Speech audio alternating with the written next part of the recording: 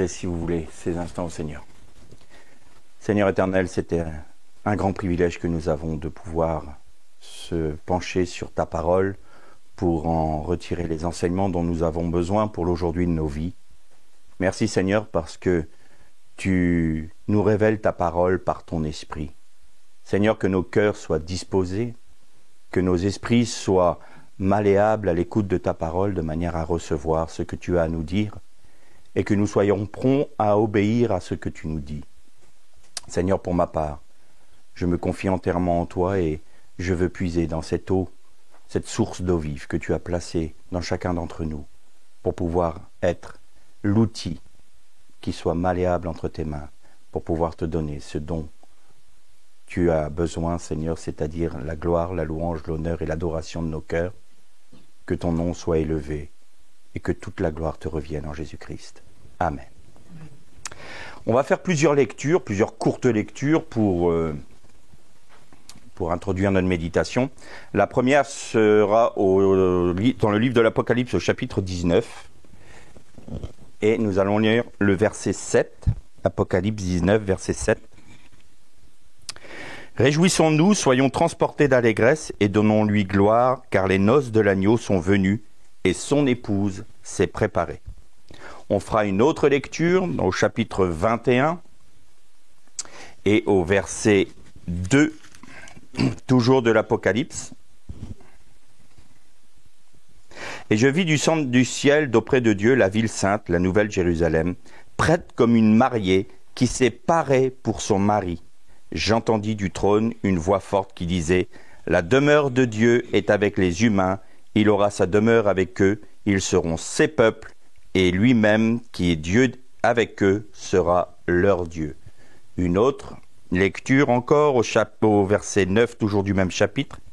« Puis un des 7 anges qui tenait les 7 coupes pleines, les 7 derniers fléaux, vint parler avec moi. Il me dit « Viens, je te montrerai la mariée, l'épouse de l'agneau. » Il me transporta par l'esprit sur une grande et haute montagne. Il me montra la ville sainte, Jérusalem, qui descendait du ciel d'auprès de Dieu.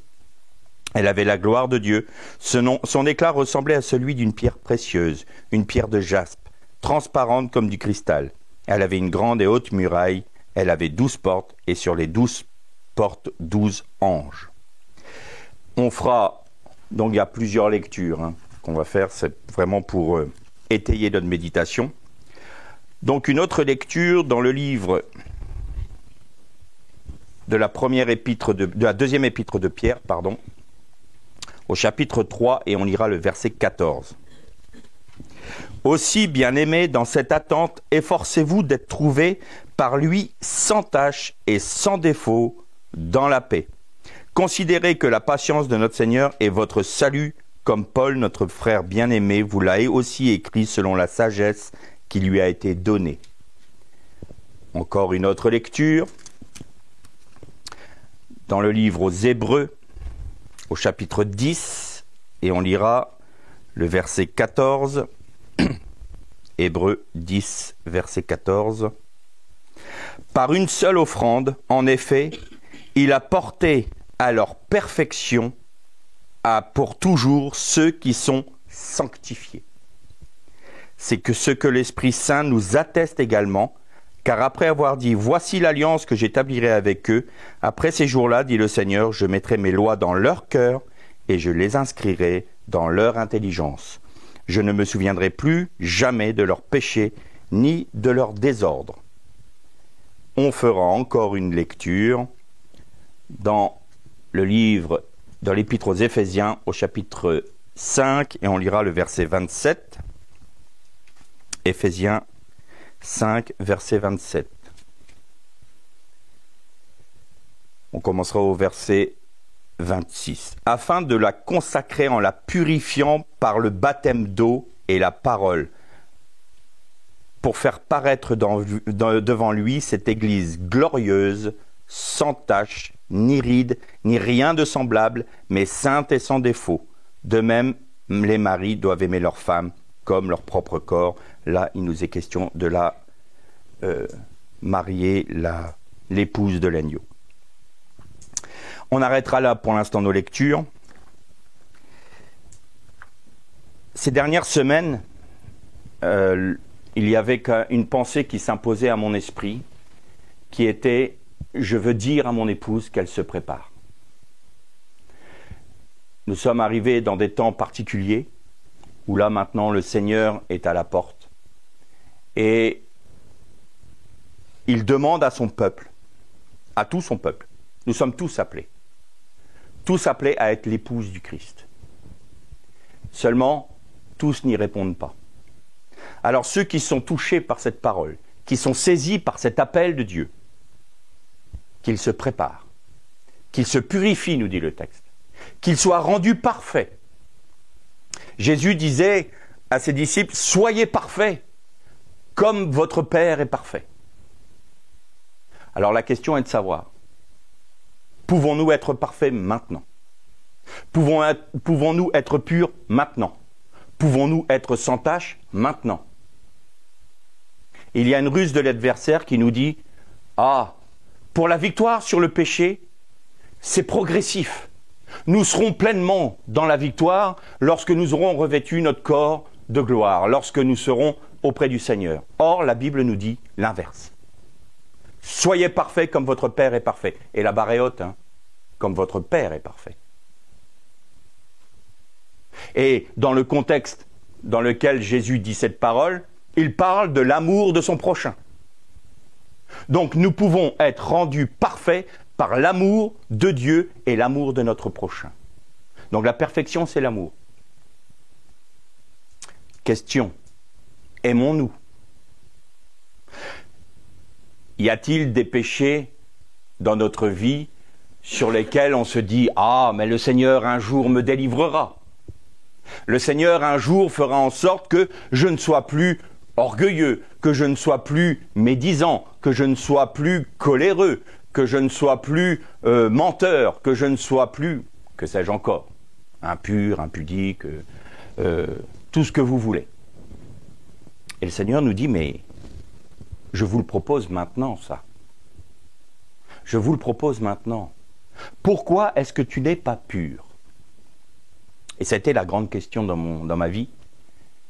Et je disais, mais Seigneur, je ne vis pas ta parole. Pourquoi je ne vis pas ta parole? La réponse a été très simple. Parce que tu ne crois pas. Je ne croyais pas. C'est comme le salut. Quand nous avons été sauvés, nous avons été convaincus par le Saint-Esprit de péché, de justice, de jugement. Le Saint-Esprit nous a présenté le sacrifice de Jésus, nous y avons cru, nous nous en sommes saisis, nous sommes sauvés. Et l'Esprit de Dieu en nous attestait que nous sommes sauvés, et atteste toujours que nous sommes sauvés. Alors, pour la purification, il en est exactement de même. Exactement de même. Est-ce qu'on est prêt maintenant, là, au moment où on est en train de se parler, de dire à Dieu, j'obéis à ton commandement qui est, je veux être parfait comme mon Père est parfait, comme mon Père est céleste est parfait. Alors, qu'est-ce que ça veut dire concrètement? Parce que c'est bien de dire qu'il faut être parfait, mais comment est-ce qu'on y arrive? C'est comme pour le salut. Croire que c'est une progression, c'est un mensonge de l'ennemi. Croire qu'on sera un jour délivré de telle ou telle faille dans notre vie que l'on a discerné, c'est un mensonge. Il faut que l'on prenne une décision ferme, comme pour le salut. Seigneur, je me dépouille de mon vieux vêtement maintenant. Et je te demande pardon maintenant parce que je n'ai pas cru ta parole. Je n'ai pas cru que je pouvais être parfait maintenant. Je n'ai pas cru que je pouvais être pur maintenant. Je n'ai pas cru à ton sacrifice. J'ai diminué la valeur de ton sacrifice. Si nous diminuons la valeur du sacrifice de Jésus pour notre purification, alors notre salut n'est pas certain non plus. Si nous sommes capables de croire au salut en Jésus-Christ, nous sommes capables de croire à la purification, à la sanctification et à la sainteté que nous avons en lui. Je puis tout par Jésus-Christ qui me fortifie, disait Paul. Je puis tout. Alors, mais Seigneur, il y a ça dans ma vie, je ne peux pas. C'est un mensonge. Ça, c'est l'ennemi qui essaie de nous maintenir dans une position de défaite, Et comme nous sommes dans une position de défaite et que nous voyons se manifester en nous le péché, nous sommes sous l'autorité d'un esprit d'accusation qui nous fait nous arrêter. Nous nous préoccupons seulement de nous-mêmes et nous ne pouvons pas nous occuper des choses et de l'œuvre de Dieu parce que nous sommes préoccupés par notre sanctification. Or, la sanctification s'obtient par la foi. Christ est notre sanctification. Nous sommes sanctifiés dans la mesure où nous demeurons en Christ. Nous sommes purifiés dans la mesure où nous vivons en Christ. Nous sommes rendus parfaits dans la mesure où nous demeurons dans la perfection du Christ. Et ça, c'est un choix que nous faisons maintenant. C'est pas la peine de se dire « Ah, mais un jour, je serai... » Non, c'est maintenant, tout de suite. Seigneur, pardonne-moi d'avoir minimisé la valeur de ton sacrifice. Et maintenant, je prends l'autorité sur ma vie. Le royaume des cieux est pour les violents, ceux qui sont décidés, pas ceux qui « Ah, ben peut-être qu'un jour... » Ça, c'est terminé, ça. Automatiquement, le Seigneur ne pourra pas agir dans notre vie et Satan pourra faire ce qu'il veut avec nous. Il jouera avec nous comme le chat joue avec la souris. Soit nous sommes une souris, soit nous sommes un lion. Pour être un lion, il faut être en Christ, le lion de Juda. J'ai été des dizaines d'années une souris. Je croyais rugir comme un lion. Mais j'étais une petite souris qui était ballottée. Ah Seigneur, je m'apitoyais sur moi-même. Ah Seigneur, j'ai encore fait ça. Ah, j'ai encore chuté. Ah, j'ai encore trébuché. Ah, ta parole dit, mais je vis pas. Ben pourquoi tu vis pas? Parce que tu ne crois pas. Parce que tu ne crois pas. Alors si on prend cette décision, maintenant, de vivre selon la pureté, la sainteté du Seigneur Jésus, il ne faut pas qu'on s'imagine une seule seconde que Satan ne va pas essayer de nous sortir de notre position de victoire. Et comme il va voir qu'on se dépouille nous-mêmes volontairement en Jésus-Christ de notre vieux vêtement, pour revêtir le vêtement du Christ, de l'Esprit, c'est quoi? C'est les fruits de l'Esprit. Amour, paix, magnanimité, persévérance, supporte tout, tous les fruits de l'Esprit. On se dit, oh là là, c'est pas possible. Si, c'est possible, parce que je puis tout par Jésus-Christ qui vit en moi. Donc, ça veut dire que les fruits de l'Esprit, c'est pas pour demain, c'est pas pour après-demain, c'est pour maintenant, là. Tout en se dépouillant de notre orgueil, de notre méchanceté, de notre mensonge, de notre hypocrisie, de tout ce que vous voulez. De tout ce que le Seigneur vous a révélé dans vos vies. Vous le déposez maintenant au pied de la croix et vous dites, je dépose tout au pied de la croix. En Jésus-Christ, j'ai la possibilité de me revêtir de la nature de Christ par la puissance du Saint-Esprit. Et ça se fait maintenant. Et tant que l'on n'a pas reçu cette certitude, cette conviction qui vient de Dieu, que nous sommes purs en Christ, que nous sommes sanctifiés et que nous sommes vainqueurs sur le péché, n'ayons de cesse de l'attendre et de le réclamer, parce que si la prophétie tarde, attends-la. Mais cessons toute activité jusqu'à ce que nous soyons rentrés dans cette position de victoire. Alors, nous dit le texte, Dieu va inscrire dans votre cœur sa parole. Il va la graver sur les tablettes de votre cœur. Et qu'est-ce que ça va faire? Vous allez être confronté à la vie et tout d'un coup, le Saint-Esprit en vous va vous rappeler une parole. Ne fais pas ci, sois comme ça. Ah. Seigneur, l'obéissance, c'est tout de suite, pas demain. Il faut qu'on soit des hommes résolus, des hommes et des femmes résolus, qui disons, j'obéis dès qu'il y a le moindre commandement de mon Seigneur. Comment connaître les commandements du Seigneur? En méditant sa parole. Je suis surpris, aujourd'hui, que la position de l'homme et de la femme dans l'Église ne soit pas respectée. Que les autorités que Dieu a établies ne soient pas respectées. Pourquoi? Ce n'est pas un jugement de valeur, mais le commandement de Dieu dit que l'homme qui se couvre la tête déshonore son chef. Ça veut dire que déshonorer, dans le terme grec, c'est avilir, enlaidir, frapper le Seigneur Jésus. Et je vois, moi, maintenant, dans certaines églises, des groupes de louanges où les hommes mettent des casquettes. Et à contrario, les femmes ne veulent plus se couvrir la tête. Pourquoi? Parce que c'est un commandement. Pourquoi? Alors souvent, bien sûr, je ne jette pas l'anathème sur les sœurs ou sur les frères, c'est un manque d'enseignement. Mais pourquoi il n'y a plus cet enseignement? Parce que on a saisi la parole de Dieu et on l'a tordue. On a voulu faire cadrer la parole de Dieu avec la pensée humaine, de manière à ce qu'elle ne nous dérange pas dans notre petite vie. Nous ne sommes pas, nous, combien de temps n'avons-nous pas voulu obéir, mais avons plutôt cherché dans la parole un moyen d'échapper au commandement de Dieu. Ah, mais peut-être que ça, je peux le comprendre d'une autre manière, de manière à éviter ça. Pourquoi? Parce que nous ne sommes pas des enfants obéissants. Nous ne sommes pas une épouse, nous ne sommes une prostituée. Nous sommes animés par un esprit de prostitution.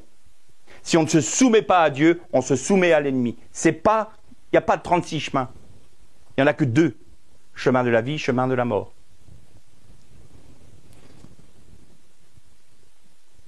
Alors on se préoccupe de nous. On se préoccupe de nous-mêmes. On demande au Seigneur d'agir pour qu'il nous délivre, pour qu'il nous libère, mais on ne se préoccupe pas de lui. On ne se prépare pas à la rencontre de notre Seigneur. On se dit, Seigneur, je veux travailler pour toi. Je veux œuvrer pour toi. C'est comme si un bûcheron n'aiguisait pas sa hache, ne prenait pas le temps d'aiguiser sa hache pour abattre les arbres. Et il disait, oh, j'ai pas besoin d'aiguiser ma hache, j'ai tout ce tas de bois à faire. Voilà, je vais pas l'aiguiser. Un mauvais outil fera un mauvais travail. Le Seigneur, c'est pas qu'il ne veut pas nous utiliser, c'est qu'il ne peut pas nous utiliser parce que nous ne nous laissons pas façonner par lui.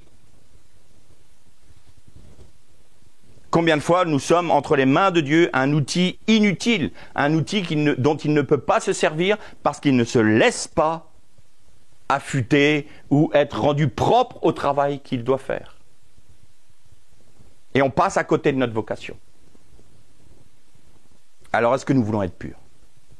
Est-ce que nous voulons nous préparer, telle une épouse, sans rides, sans taches, telle une épouse qui se prépare à la rencontre de son Seigneur et qui dit, Seigneur, maintenant, je prends la résolution de porter ma croix. Alors, vous allez me dire, mais on ne peut plus, on ne pêche plus alors? Non, on ne pêche plus. Et s'il nous arrive de pécher, c'est parce qu'il y a 2 solutions. Il y a 2 causes. Soit nous aimons plus notre péché que le commandement de Dieu, auquel cas, comme je le dis souvent, le Seigneur ne nous délivrera pas de nos amis, il nous délivre de nos ennemis. Si nous aimons le péché, là on a un problème. Seigneur, donne-moi la haine du péché. Parce que le péché t'a amené à la croix. Le péché t'a fait être rompu sur la croix pour moi, a fait couler ton sang. Comment puis-je aimer mon péché? Comment puis-je aimer ma chair? Alors qu'elle t'a amené sur le bois de la croix et à être rendu maudit pour ton peuple, et à tel point que même ton peuple d'Israël ne te reconnaît plus. C'est ça que ça a coûté. Et la séparation d'avec son père. Père, pourquoi m'as-tu abandonné? Ça, tout péché dans notre vie a conduit à ça. Comment pouvons-nous l'aimer en se disant enfant de Dieu? Donc celui qui a de l'affection pour son péché a un problème spirituel. Et il doit être réglé à la croix immédiatement. Et la deuxième chose, c'est qu'on n'a pas cru. Si nous succombons à la tentation, c'est que nous ne croyons pas que Jésus peut nous rendre vainqueurs et plus que vainqueurs. Quand la tentation vient, tout de suite, Seigneur, je me confie en toi. Seigneur, par ta vie, je suis victorieux. Par ta grâce seule. C'est comme le salut, par ta grâce. Et sa grâce nous rend vainqueurs parce que, à partir du moment où nous nous soumettons à sa main, alors nous lui donnons la possibilité de manifester sa vie en nous par la puissance du Saint-Esprit. Je crois profondément et personnellement que c'est ça la réalité du baptême dans le Saint-Esprit. C'est pas que le parler en langue et les dons. La réalité du baptême dans le Saint-Esprit, c'est d'avoir revêtu la nature du Christ. C'est d'être de la même nature que notre céleste époux. Quand la femme a été tirée du côté de la dame a dit « Tu es la substance de ma substance. Tu es la substance de ma substance. » Et donc, si nous ne sommes pas de la substance de notre époux, nous ne sommes pas de sa nature. Et tout ce qui sera en nous contraire à la nature du Christ sera de la nature de l'ennemi. Et c'est une décision que nous devons prendre maintenant. Pas demain. Pas « Ah ben un jour je m'en occuperai ». Non, c'est tellement important. C'est comme le salut. Si on est capable de presser le pécheur de se donner à Christ pour être sauvé, on doit être aussi capable de dire aux chrétiens « Sois pur maintenant ». Sois sanctifié maintenant, pas demain. C'est une expérience qui est de la même nature que le salut. C'est une grâce de Dieu en Jésus-Christ. À nous de le vouloir. Et ne pas succomber aux sirènes de l'ennemi qui nous disent « Ah, quand même, regarde, hein, quand tu vois ça dans ta vie, tu ne peux pas dire quand même que tu vas être vainqueur. C'est pas possible. » Tout ça, c'est des mensonges. Tout ça, c'est l'ennemi qui essaye de dire « Ah, sors de cette position, parce que là, maintenant, vous faites peur à l'ennemi. » Une âme qui est soumise à Christ, de cette manière-là, qui prend la volonté ferme de se dépouiller pour revêtir Christ, ça fait trembler l'ennemi. Et il fera tout pour nous faire sortir de cette position. Alors, il y en a certains qui, croyant devoir être saints, purs, sans tache, vont essayer par eux-mêmes de rentrer dans cette réalité-là, et on va arriver dans une forme d'austérité. Ah, je suis austère, très austère. Ça, la chair raffole de ça. L'austérité, c'est du, excusez-moi le terme, du pain béni pour notre chair. Pourquoi ? Parce que l'austérité fait que la chair va se manifester, va se glorifier dans notre austérité. Vous avez vu comment je suis saint et sanctifié. La Bible nous parle de sobriété, pas d'austérité. Quoi que vous fassiez, que vous mangiez, que vous buviez, que vous travailliez, que vous dormiez, que vous parliez, faites tout pour la gloire de Dieu. Tout pour la gloire de Dieu. En tant qu'épouse, nous sommes là pour glorifier, pour honorer, pour élever le nom de notre époux. Quand je parle, quand je mange, quand je travaille, quand je vaque à mes occupations, quand je suis dans mon moment où je me repose, dans les moments où j'ai mes loisirs, tout pour la gloire de Dieu. Le Seigneur me dit, non, tu ne vas pas faire cela, tu prends un temps d'intercession avec moi. Tout de suite, l'obéissance. Parce que la désobéissance est semblable à l'évocation des morts. C'est de la sorcellerie. C'est au même niveau. La désobéissance est au même niveau que la sorcellerie. Vous imaginez ? Et là, quand le Seigneur nous demande quelque chose, tout de suite on obéit. Tout de suite, nous sommes une épouse soumise. Pourquoi le couple aujourd'hui est l'image de Dieu, en fait? Pourquoi y a-t-il tant de division entre l'homme et la femme? Pourquoi y a-t-il tant de querelles entre les hommes et les femmes? Simplement parce que l'ennemi veut détruire l'image de Dieu. Parce qu'il veut détruire l'image de la pureté d'une épouse qui se soumet à l'autorité spirituelle de son époux. Et ainsi, quand ça arrive dans l'Église, eh bien, on incite l'Église à ne pas être soumise à l'autorité de son céleste époux.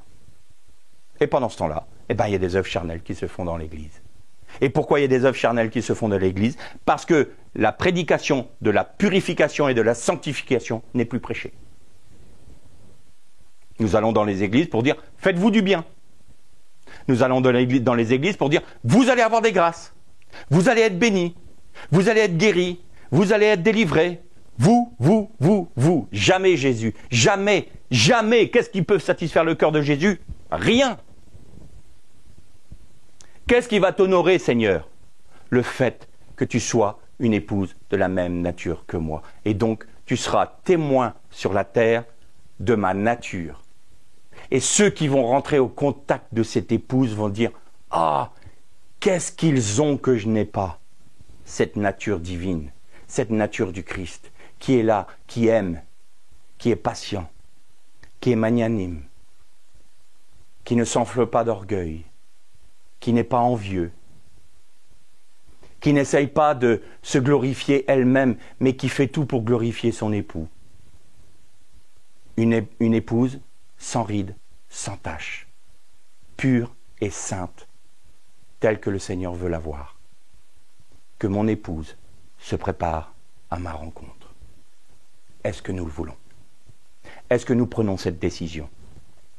Est-ce que maintenant nous disons, Seigneur, j'ai été une épouse impure et je veux être une épouse pure. Je prends cette décision ferme, résolue, tout comme quand je t'ai donné ma vie et que tu m'as sauvé.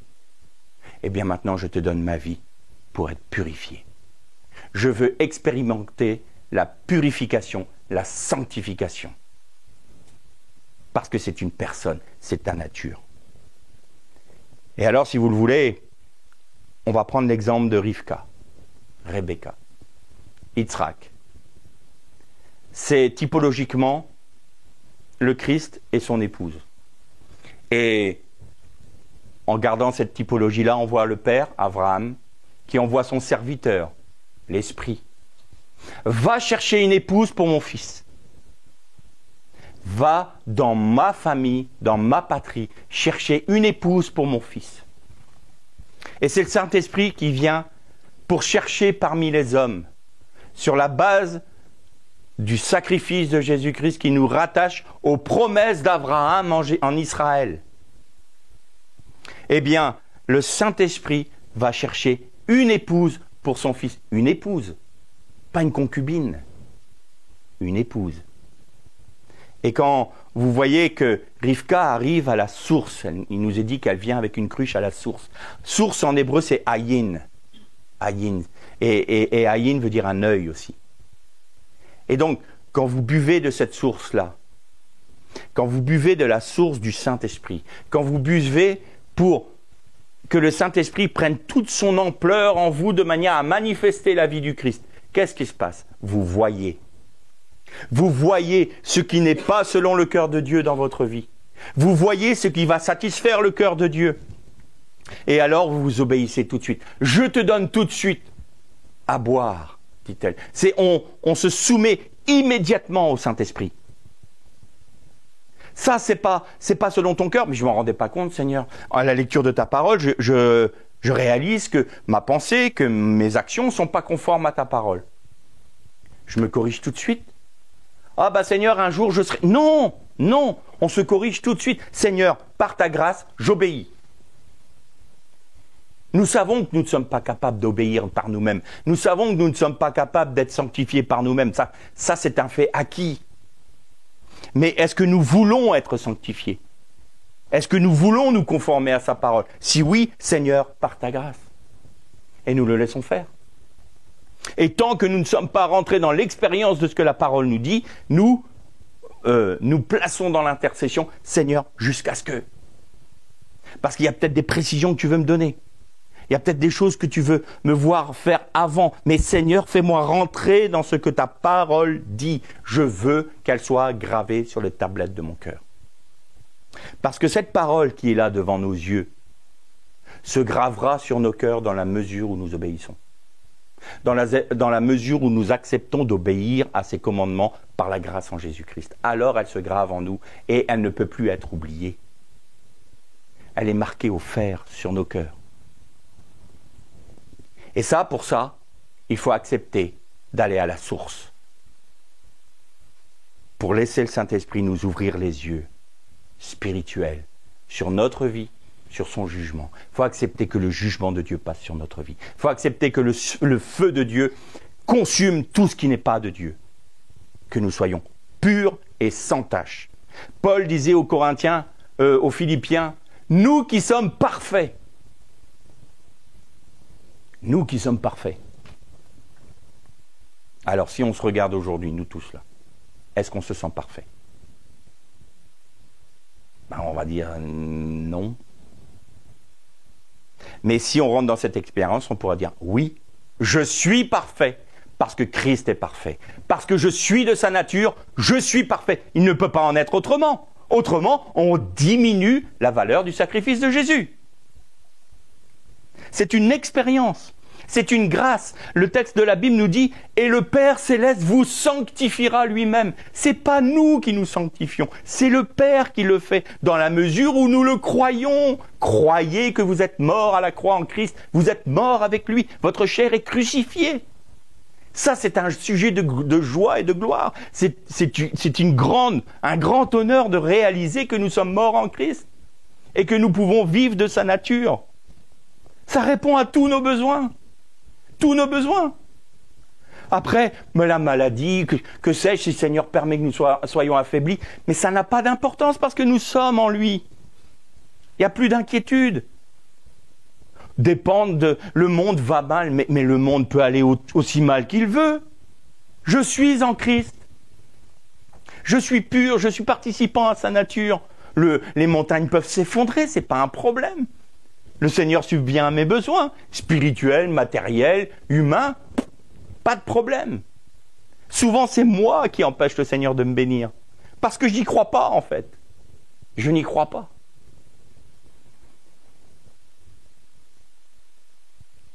Et le mot cruche de Rivka, c'est kad en hébreu. Et kad en hébreu, ça veut dire approfondir. Elle va chercher dans la source à approfondir la compréhension de sa participation à la nature de son époux. Remarquez que le Saint-Esprit vient voir Rivka. Et elle a ce cœur disposé à boire de la source, à satisfaire le Saint-Esprit et ne pas le contredire. Et elle approfondit. Renseigne-moi, enseigne-moi tes voies, ô Éternel. Je veux connaître la nature dont je suis participante. Parce qu'en me laissant enseigner par le Saint-Esprit, il va me conduire à mon époux. Et je rentrerai dans ma vocation, qui est d'être l'époux de Yitzhak, de l'époux de Yeshua. Alors elle remplit sa cruche. Et ça, c'est malé en hébreu. Et malé, c'est la plénitude. Elle ne se satisfait pas d'une demi-cruche. Elle ne se satisfait pas d'une demi-grâce. Elle ne se satisfait pas en disant « Oh, je pourrais éventuellement être pure ». Non, je veux qu'elle soit pleine à ras-bord, ma cruche. Je veux la plénitude de ce que tu as fait sur le bois de la croix. Je veux être rendue participante à la plénitude de ton sacrifice. Rends-moi pleinement participant à ton sacrifice et à ta nature. Et donc, être rempli, ça veut dire que on est accompli. On est parfait. On est parfait parce qu'on ne se satisfait pas d'une demi-grâce. On veut rentrer pleinement dans la grâce de Dieu, dans tous ses aspects.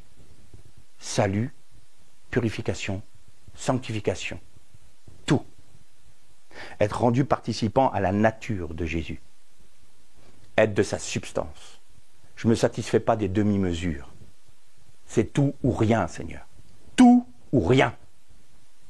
Ni froid, mais bouillant. Mais certainement pas tiède. Certainement pas tiède. Et alors, elle va abreuver les chameaux. Les chameaux, c'est une bête de somme, une bête sur laquelle on se déplace. Et le Saint-Esprit, et avec ces chameaux, on pourrait dire, si on paraphrase, et chameau, c'est assez particulier, ça se dit gamal, et c'est aussi la lettre gimel, gimel en hébreu. Et gamal veut dire aussi être préparé. Donc, en allant à la source pour rechercher la pensée de Dieu, en se laissant remplir pleinement de la plénitude du Christ, Rivka devient accomplie. Elle devient parfaite.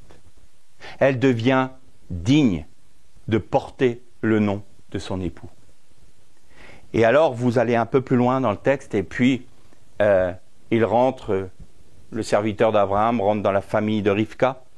Et le frère et la mère de Rivka disent « Mais laisse-la 10 jours avec nous, une dizaine de jours. » Et 10 jours, c'est toujours l'épreuve de l'attente, l'épreuve de la manifestation de la promesse de Dieu. Abraham a eu 10 épreuves dans sa vie. Et c'est au bout de la 10e épreuve qu'il a montré qu'il se confiait complètement au Seigneur, parce que les 9 premières épreuves l'ont amené à avoir une postérité en Yitzhak.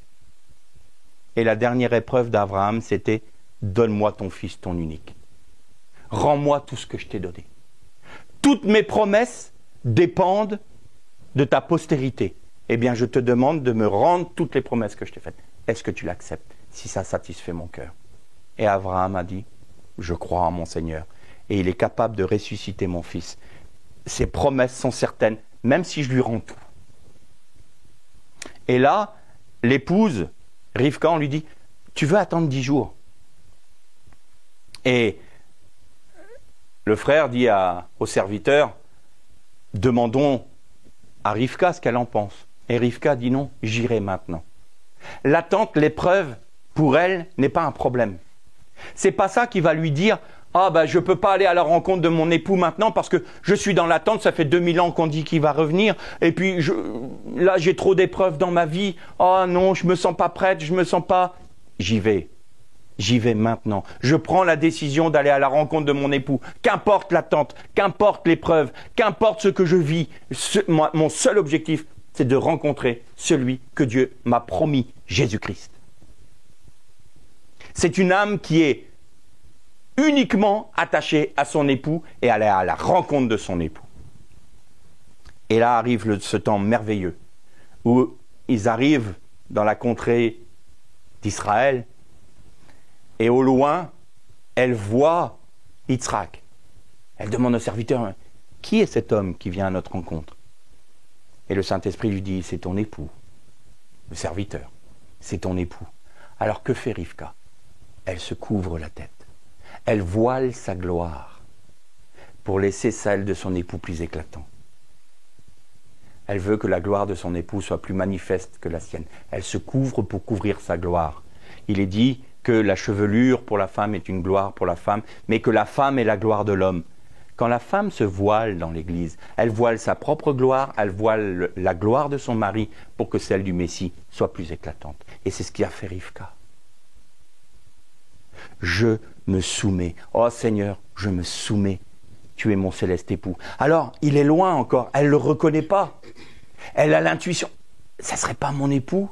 Qui est cette... Seigneur, Saint-Esprit, c'est bien mon époux? Oui, c'est ton époux. Elle ne le voit pas bien encore. Mais plus elle avance, plus elle ne va pas rester dans cette position de dire « Oh, ben je vais attendre, je ne sais pas, je suis trop dans l'épreuve, je suis trop ceci, je suis trop cela. » Elle continue à avancer. Et là, elle voit son époux face à face. Et la Bible nous dit, et Yitzhak prit Rivka et la conduisit dans la tente de Sarah. C'est-à-dire que Rivka est devenue la mère telle Sarah du peuple de Dieu, c'est-à-dire qu'elle est devenue celle qui a enfanté le peuple de Dieu.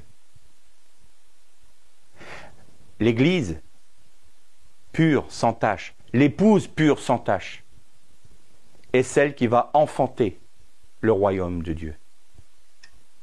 Parce que Christ va s'unir à elle. Il est triste aujourd'hui de constater que cet appel de Dieu est pour tous. On pense que l'œuvre que nous devons accomplir pour Dieu ici-bas, c'est d'amener les âmes au salut. C'est vrai. Mais c'est plus que ça. Parce qu'une fois qu'on les a amenés au salut, si on ne les édifie pas, si on ne les place pas en Christ, si on ne les amène pas à être participants à la même nature que Christ, alors on va faire des bébés, et une troupe de bébés qui va s'écorcher les genoux, s'écorcher les mains et qui va pleurer sans cesse. Quand est-ce qu'il va y avoir des vrais bergers, des vrais enseignants qui vont dire détachez-vous des hommes et attachez-vous à Christ. Soyez attachés à Christ. Soyez rendus participants à sa nature. Prenez la résolution maintenant d'abandonner votre vie, votre péché, vos faiblesses et revêtez-vous de la nature du Christ. La Bible nous dit, lavez votre robe dans le sang, lavez votre robe, pas un jour Christ vous lavera. Non, lavez votre robe maintenant, pas demain. Celui qui entend ce message, que mon épouse se prépare, prenne cette résolution d'être pur maintenant et sanctifié maintenant. Alors, si c'est le cas, croyez seulement que Dieu accomplira pour vous, pour nous, ce que sa bouche a dit. Il ne peut pas être menteur. Si notre expérience n'est pas conforme à la parole, c'est que notre expérience est fausse. Alors, c'est comme pour le salut. On tombe à genoux. On se repent d'avoir osé. Et comment je me suis repenti? Parce que j'ai réalisé que j'avais osé diminuer le sacrifice de Jésus pour ma vie. En disant, je croyais le mensonge qui me disait, un jour tu seras délivré, un jour tu ne pécheras plus. Mais non! Maintenant, tout de suite. Et si jamais d'aventure ma foi, tout d'un coup, défaille et que je succombe à la tentation, alors, exceptionnellement à ce moment-là, j'ai un avocat auprès de Dieu. Et dans le pardon, dans la repentance, tout de suite, j'ai le pardon. Mais c'est l'exception exceptionnelle. Parce que ça veut dire que je ne crois pas. Chaque fois que je pêche, c'est parce que je manque de foi.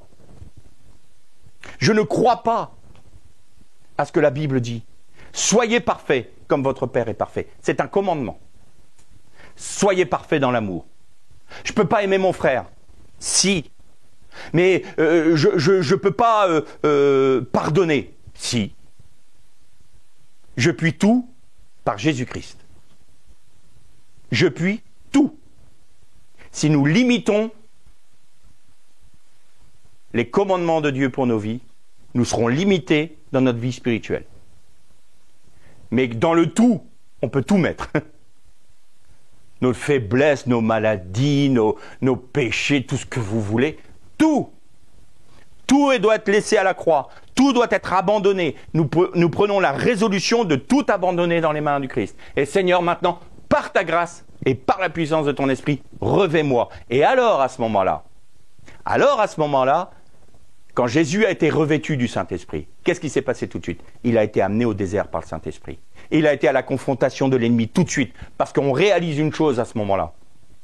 C'est que ce n'est pas les petits problèmes humains c'est pas la chair et le sang, notre combat. C'est les principautés, c'est les esprits. Et alors les esprits vont nous amener à douter de ce que Dieu dit. Dieu a-t-il réellement dit? Mais tu dis que tu vas être vainqueur sur ton péché, mais allez, c'est une belle fable, ça, c'est joli ce qu'il est en train de dire ce gars-là. Hein.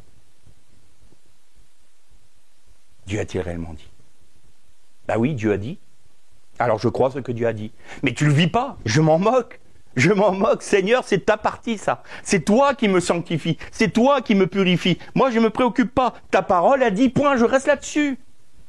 Et à chaque fois que Satan a utilisé la parole de Dieu pour la tordre, pour amener Jésus dans une position de défaite, Jésus a toujours rétabli la parole. Il est écrit. Il est écrit. Alors nous disons à Satan et aux esprits, aux principautés, il est écrit pour ma vie. Il est écrit, soyez parfaits comme votre Père est parfait. Nous qui sommes parfaits, je vous purifie maintenant. Pas vous serez un jour purifiés. Je suis purifié. Je suis sanctifié. Parce que je participe à la nature du Christ. Et là, il ne vous reste plus que la joie, la paix, le repos, parce que tout est accompli en Christ. Et il n'y a plus que le bonheur pour nous. Plus d'inquiétude. Plus de questions qui se posent à nous. Et à chaque fois que le Seigneur va nous montrer quelque chose qui n'est pas pur dans notre vie par sa parole, par la méditation de sa parole, on dit tout de suite, j'obéis Seigneur, tout de suite, par ta grâce, par ta grâce. J'abandonne ça, j'accepte. J'obéis. Une épouse soumise. Une épouse qui voile sa gloire. Une épouse qui dit « Oh Seigneur, je participe à ta nature et je veux porter le fruit de notre union, ton royaume. » Vous imaginez l'harmonie qui revient à ce moment-là? Vous imaginez la somme de problèmes que les chrétiens ont dans leur vie qui est résolue par le simple fait de croire que Christ nous purifie de tout péché et de toute faiblesse. Il ne reste plus que la louange et l'adoration. Alors, commençons par notre repentance si on réalise qu'on a diminué le sacrifice de Jésus pour nos vies. Abandonnons notre vieux vêtement et revêtons la nature de Christ. Et n'oublions jamais l'adoration, les remerciements, la louange qui lui est due, parce que ça encore, c'est une grâce et un cadeau qu'il nous fait en Jésus-Christ, tout comme le salut, la purification est une grâce. L'Ech les Shalom.